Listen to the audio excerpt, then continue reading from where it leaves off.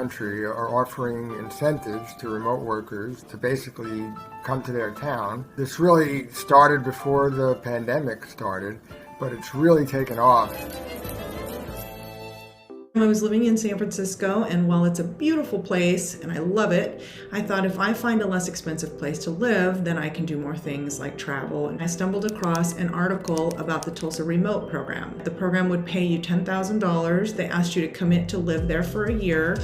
They would connect you to a community of people, give you co-working space. I applied. I have been here ever since. I was living in a one-bedroom apartment in San Francisco. Now I'm in a two-bedroom, two-bath in downtown Tulsa. I will be moving to West Lafayette, Indiana. The Bay Area is a pretty expensive place to live, and realized that I could do what I'm doing from anywhere. The Purdue program was interesting to me, the idea of being right there on campus with access to their libraries and their faculty.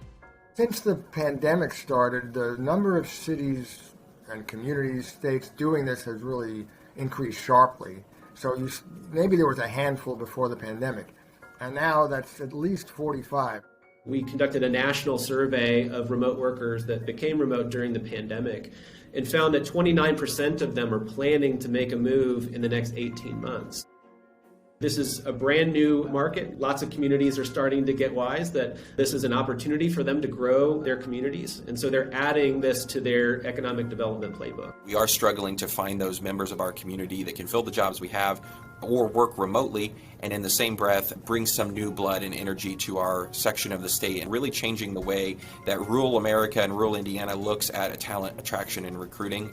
These incentives, these offers are really trying to flip the traditional narrative of economic development, which is traditionally towns falling over each other and cities to draw companies. A lot of, especially smaller towns, are saying, hey, let me draw the workers, the people who come and spend money and pay taxes and form a potential skilled workforce that can then draw companies. We think that, in the next few years, there's going to be hundreds more communities that add